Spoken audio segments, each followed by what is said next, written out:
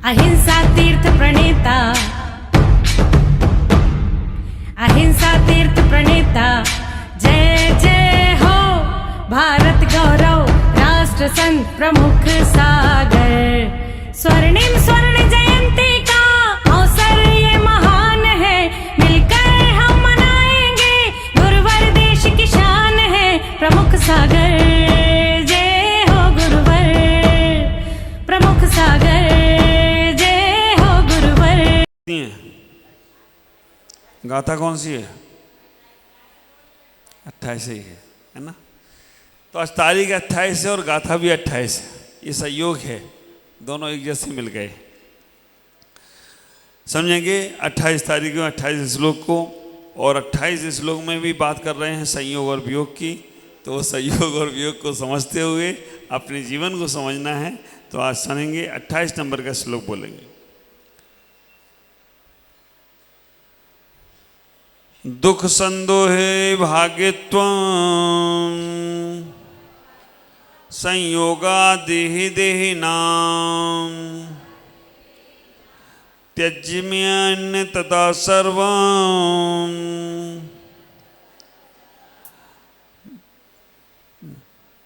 त्यज्याम्येन तथा सर्वं मनोवाक्य कर्म भी। दुख संदो भागतम संयोगा देहि देहिनां त्यज्याम्येन तदा सर्वं मनोवाक्य कर्म भी। पूज्य स्वामी आज इस श्लोक में कहने का प्रयास कर रहे हैं, दुख संदेह भाग्यत्वम। दुख संदेह भाग्यत्वम का मतलब यहां पर समझना कि दुख समूह का भागीदार संयोगा देहि देहि नाम, जो दुख संयोग जो करता है इस संसार में, वो ही इनका भागीदार होता है। त्यज्याम्येन तथा सर्वम, जो त्याग करता है वो दुख समूह का भागीदार नहीं होता है। किसका त्याग करना है और किसको जोड़ना है? मनोवाक्य कर्म भी, मन वचन काय को। आज का श्लोक बहुत सुंदर है और बहुत बड़ी प्यारी बातें कह रहा है। वो हमें कहने का प्रयास कर रहा है कि संयोग और वियोग में ही दुख और सुख है। संयोग और वियोग ये दो संसार के ऐसे तत्व हैं जो हर किसी को अपने जीवन में लाना ही पड़ते हैं, आते ही आते हैं। जहाँ जहाँ संयोग है वहाँ वहाँ वियोग है। कहते हैं ना आगमन, आगमन में गमन छिपा हुआ है। आ हटा दो तो क्या बचेगा? गमन। तो हमें इतना ही विचार करना है कि जहाँ जहाँ संयोग है वहाँ वहाँ वियोग है, और जहाँ जहाँ आगमन है वहाँ वहाँ गमन भी होने वाला है। हम संसार में आए हैं तो हमें जाना भी है, लेकिन इन आए और जाने के बीच में जो हमारा संयोग होता है ना, मन से, वचन से, काय से, तो हमारे दुख का कारण तैयार हो जाता है। आचार्य उमा स्वामी तत्वसूत्र में कहते हैं, काय वांग मना कर्म योगा। इस सूत्र को अच्छे से समझने का प्रयास करो। काय वांग मना कर्म योगा। कर्म का आश्रव किससे हो रहा है? काय से हो रहा है, वांग से, वचन से हो रहा है, और मन से हो रहा है। ये तीन चीजों से हो रहा है। लेकिन मैं इसको थोड़ा सा घुमा के कहना चाहूंगा। कर्म का आश्रव पहले मन से हो रहा है, फिर वचन से हो रहा है, फिर काय से हो रहा है। कर्म का जब भी आश्रव होगा तो मन, वचन, काय तीनों को लगाना पड़ेगा। मन में जैसा आता है वैसा हम वचन में करने लगते हैं, और वचन में आता है वैसा हम काय से करने लगते हैं। पूजा में भी आप पढ़ते हो, मन में हो सो वचन में उचरिए, और वचन में हो सो काय से करिए। तो हम इनको समझने का प्रयास करें। कर्म का आश्रव और कर्म का बंध जब भी शुरुआत होगी तो मन, वचन, काय तीन को लगाना पड़ेगा। और जैसे ही मन, वचन, काय का संयोग हो गया तो संसार का सृजन होना शुरू हो जाएगा। अब कर्म बंध से छूटना है, तो कर्म बंध से छूटने के लिए काय वांग मना कर्म योगा।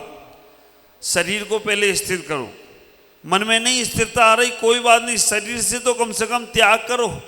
शरीर से तो हम बाहर की वस्तु छोड़ने का प्रयास करें। शरीर से तो हम कम से कम अपने संयम को, साधन को संभालने का प्रयास करें। कर्म छोड़ने के लिए काय को पहले स्थिर करो, दूसरे नंबर पे वचन को सीमित करो, और तीसरे नंबर पे मन से उसमें जुड़ने का प्रयास करो, तब कर्म छूटेंगे। आप सोचो कि महाराज मन से कर्म नहीं छूट सकते, कि मन में हम सोच ले कर्म छूट जाए। मन से कर्म का आश्रव तो हो सकता है, लेकिन मन से छोड़ने के लिए काय से पहले तैयार करना पड़ेगा। आप मन में सोच लो हम महाराज बन जाएं, तो वो उसका फल मिलने वाला नहीं है। हाँ, मन में सोच लो हम हिंसा करेंगे किसी की, किसी को गलत बोलेंगे, भले ही नहीं करोगे तो भी पाप का आश्रव हो गया।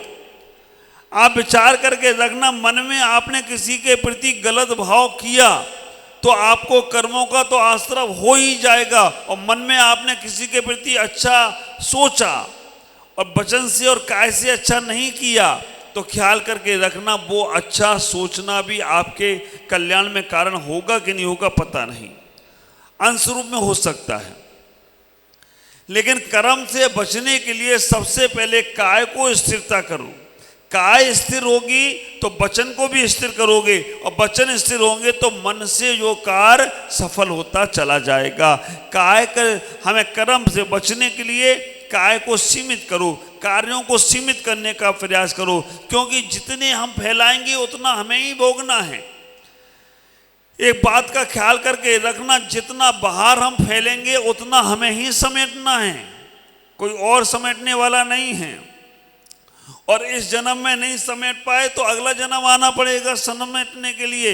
हम जितना जितना बाहर फैलेंगे उतना उतना संसार बढ़ेगा, और जितना जितना अंदर लौटेंगे उतना उतना संसार घटेगा। एक उदाहरण हमेशा हम लोग सुनते होंगे, बड़ा प्यारा सा उदाहरण है।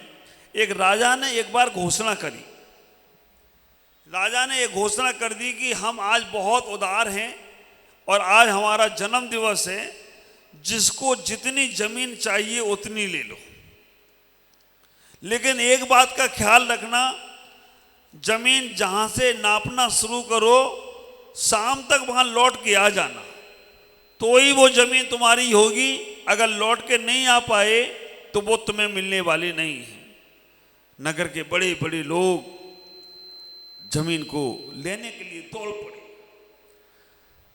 कोई थोड़ी दूर गया और लौट आया, चलो इतने में हमारा सब काम हो जाएगा।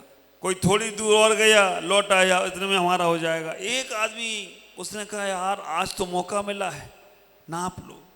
सुबह 6 बजे से दौड़ता दौड़ता दौड़ता दौड़ता शाम के 4 बजे तक दौड़ता रहा। उसने कहा इतनी जमीन तो पर्याप्त है अपने लिए, हमारा भी रहेगा, हम नगर नया बसा लेंगे। लेकिन वो 4 बजे तक जो दौड़ा वो लौट के अपनी मंजिल तक पहुंच पाया?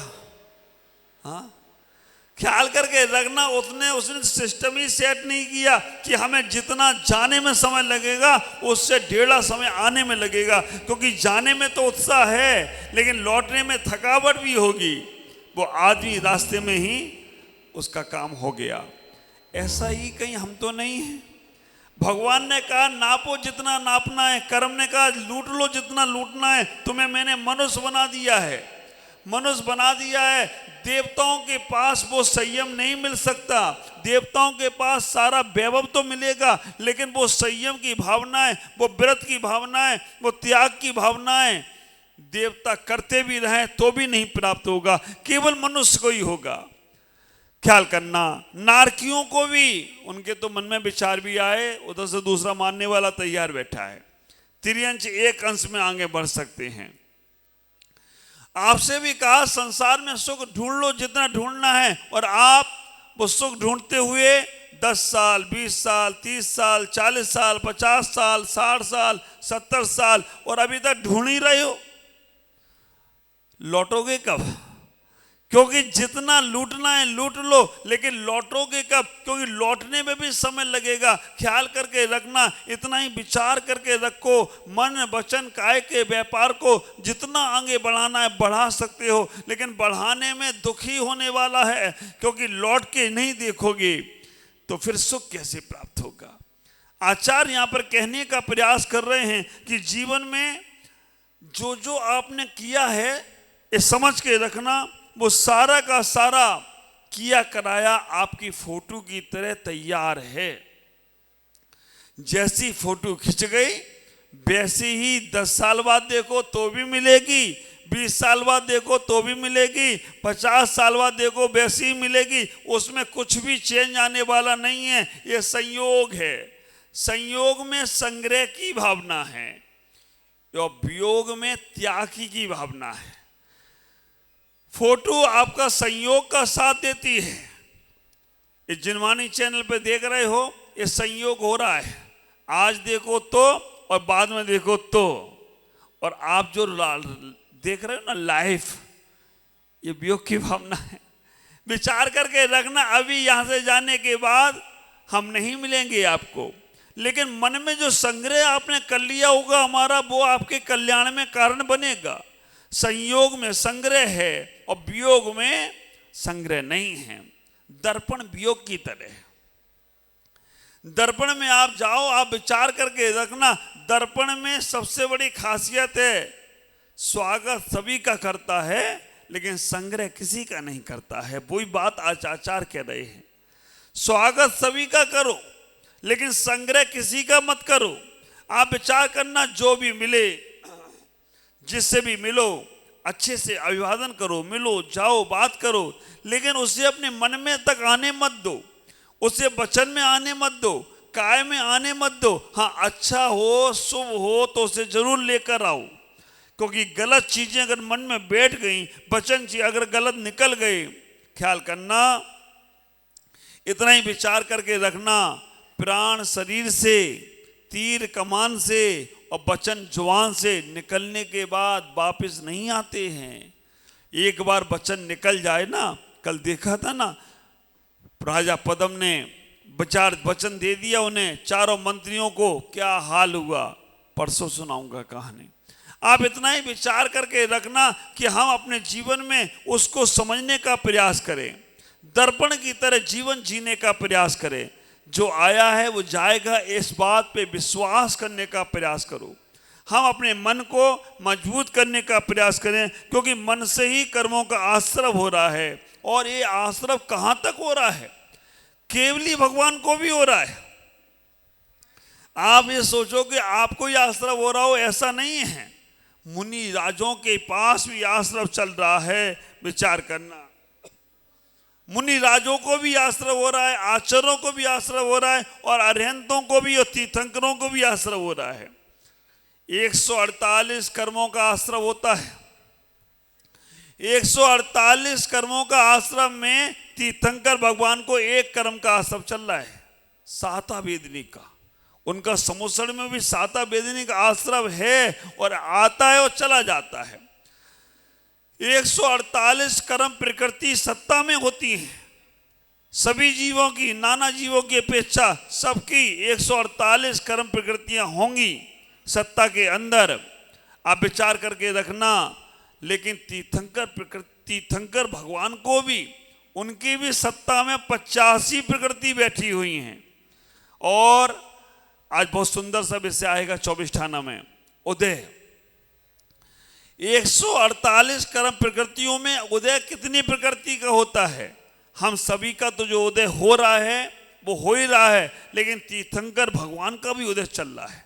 13वें गुणस्थान में 38 प्रकृति का उदय, और 14वें गुणस्थान में 12 प्रकृतियों का उदय उनको भी चल रहा है। एक कर्म बंध जब हमारे संयोग में आ जाते हैं, एक बार आ गए तो इन्हें निकालना बहुत मुश्किल पड़ता है।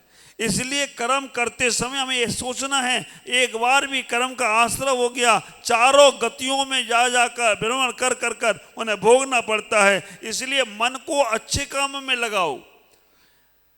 अपने आप घर के द्वार पर एक पहरेदार बैठालते हो, आश्चर्य तो हमें तब होता है, पहले घर के द्वार पर एक द्वारपाल बैठालते थे, इसलिए द्वारपाल बैठालते थे कि कोई जानवर घर में न घुस जाए।